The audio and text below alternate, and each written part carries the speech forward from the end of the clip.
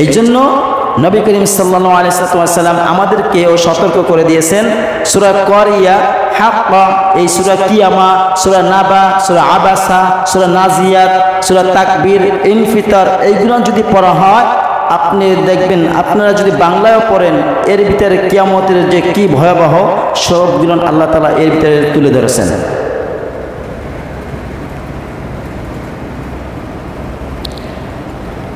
সূরা কমর 1 থেকে 2 নম্বর আয়াত, এখানে আরেকটা নিদর্শন দিয়েছেন, বড়টা নিদর্শন দিয়েছেন, কিয়ামত যে সংযুক্ত হয়ে গেছে।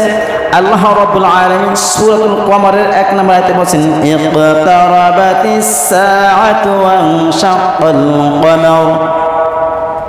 আল্লাহ রাব্বুল আলামিন বলেছেন কিয়ামত সংযুক্ত হয়ে গেছে, কারণ কি চাঁদকে আল্লাহ তাআলা দ্বিখণ্ড করে দিয়েছেন, বিদীর্ণ হয়ে গেছে, বিদীর্ণ হয়ে গেছে। وَإِنْ يَرَوْا آيَةً يُعْرِضُوا وَيَقُولُوا سِحْرٌ مُسْتَمِرٌ। এই নির্দেশ দেখানোর পরেও যারা ঈমান আনবে না তারা কি বলবে? وَيَقُولُوا سِحْرٌ مُسْتَمِرٌ, তারা বলবে এটা তো জাদু ছাড়া আর কিছুই নাই। তারা বলবে এটা জাদু ছাড়া আর কিছুই নয়। আরেকটা রিওয়ায়াত পাওয়া যায়, যখন নবী করিম সাল্লাল্লাহু আলাইহি ওয়াসাল্লামকে আখিরি নবী এইটা তারা বিশ্বাস করবে, এই জন্য তারা একটা শর্ত দিয়েছিল যে তুমি যদি আখিরি নবী হয়ে থাকো তাহলে আকাশের চাঁদকে দ্বিখণ্ড করে দেখাও। এরকম ঘটনা শুনছি না? তখন এই নবী করিম সাল্লাল্লাহু আলাইহি ওয়াসাল্লাম বিপদ, একটা বড় একটা বিপদের ভিতরে পড়লেন না?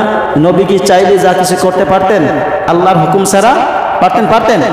ইন হুয়া ইল্লা ওয়াহয়ুন ইউহা আল্লামাহু শাদীদুল কুওয়া।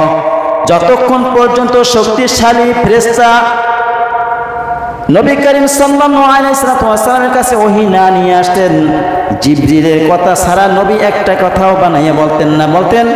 এই জন্য ওই সময় নবী করিম সাল্লাল্লাহু আলাইহি ওয়াসাল্লাম মহা বিপদের ভিতরে পড়লেন না? আল্লাহ রাব্বুল আলামিন তাকে একটা মুজিজা দিয়েছেন, আর তাকে একটা নির্দেশ দিয়েছেন, নবী হে, আপনি যদি আপনার শাহাদাত আঙ্গুলের ইশারা দিয়ে যদি আপনি চাঁদের দিকে করেন, আমি রব আপনার হাতে ইশারার মাধ্যমে আমি চাঁদকে দ্বিখণ্ড করে দেব। এরকম আছে না, ঘটনা আছে না? এই পরে হাদিসটা আসতেছে, নবী করিম সাল্লাল্লাহু আলাইহি ওয়াসাল্লাম যে এই চাঁদটাকে দ্বিখণ্ড করেছেন, আর এই সেই চাঁদ দ্বিখণ্ড হওয়ার প্রমাণ একটা হাদিস থেকে নেই। এটা হয়েছে তিরমিজি শরীফের 3285 নম্বর হাদিস, অর্থাৎ তিরমিজির 3285 নম্বর হাদিস। এখানে বলেছেন ক্বালা বাইনামা নাহনু মা'a রাসূলুল্লাহি সাল্লাল্লাহু আলাইহি ওয়াসাল্লাম, আব্দুল্লাহ ইবনে মাসউদ রাদিয়াল্লাহু তাআলা বলেন, একদিন আমরা নবী করিম সাল্লাল্লাহু আলাইহি ওয়াসাল্লামের সঙ্গে কোথায় ছিলাম? মিনায় অবস্থান করেছিলাম। কোথায়? মিনায় অবস্থান করেছিলাম। বিমানান ফানশাক্কাল কমর, নবী করিম সাল্লাল্লাহু আলাইহি ওয়াসাল্লামের সাথে আমরা মিনায় অবস্থান করেছি, হঠাৎ দেখি আকাশের চাঁদ দ্বিখণ্ড হয়ে গেল। ফিলকাতুহু মিন ওয়ারাইল জাবাল, তারা সাক্ষী দিয়েছেন যে একটা আমরা দেখলাম চাঁদের এক টুকরো পড়ল পাহাড়ের উপর, আর এক টুকরো পড়ল পাহাড়ের নিচে। এক টুকরা পড়লো পাহাড়ের উপরে, আরেক টুকরা পড়লো পাহাড়ের নিচে। এখন এইখানে একটা প্রশ্ন আসতে পারে যে এত বড় চাঁদ, পৃথিবীর থেকেও বড় চাঁদ একটা পাহাড়ের উপর কেমনে পড়লো? এটা আল্লাহর পক্ষে সম্ভব না, তাই না? সম্ভব না।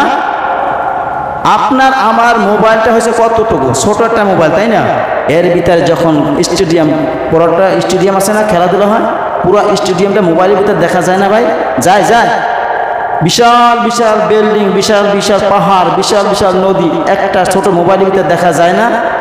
একটা মানুষের ক্যাপাসিটি দিয়ে যদি মানুষ এতটুকু বড় বড় বিশাল জিনিস সামান্য একটা মোবাইলের ভিতরে আনিয়ে আপনাকে দেখাইতে পারে, আমার রব চাঁদকে ছোট বানাইয়ে দেখার ক্ষমতা রাখেন না?